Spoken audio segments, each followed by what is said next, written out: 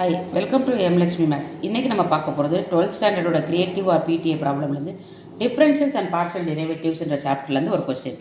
If f x comma y equal to x square plus y cube plus 2xy square find f x x f y y f x y and எஃப்ஒய்எக்ஸ்.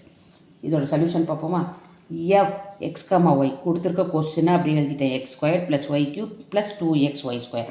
நமக்கு வந்து எஃப்எக்ஸ்எக்ஸ் ஒய்ஒய்லாம் வேணும்னா முதல் FX என்ன FY ஒன்னு கண்டுபிடிக்கணும். எஃப்எக்ஸ்னால் நம்ம do f by do x, அதாவது partial differentiation of f with respect to x. அப்போது இதை டிஃப்ரென்ஷியேட் பண்ணணும் வைங்க.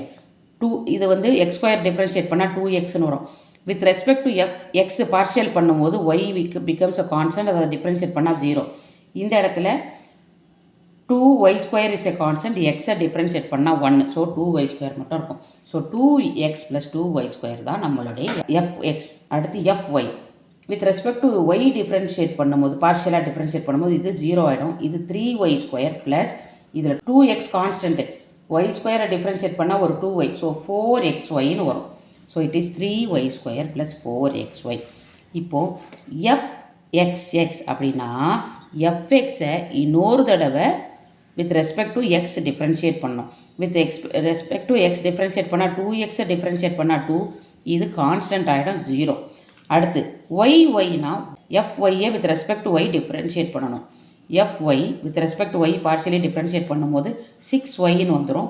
இதில் ஒய்யை டிஃப்ரென்ஷியேட் பண்ணால் 1, ஸோ 4xன்னு வந்துடும். அடுத்து எஃப்எக்ஸ்ஒய், அதுக்கு அர்த்தம் என்னென்னா எஃப்எக்ஸ் நமக்கு வேல்யூ தெரியும், d by d y of FX.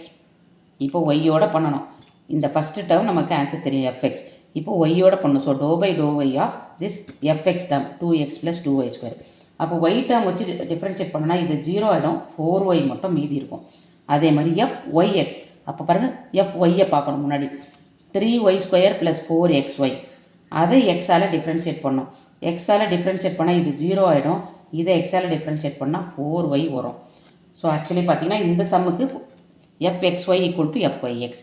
நம்ம கேட்ட 4 விஷயத்தையும் கண்டுபிடிச்சோம். எஃப்எக்ஸ்எக்ஸ் எஃப்ஒய்ஒய் எஃப்எக்ஸ்ஒய் அண்ட் எஃப்ஒய்எக்ஸ்.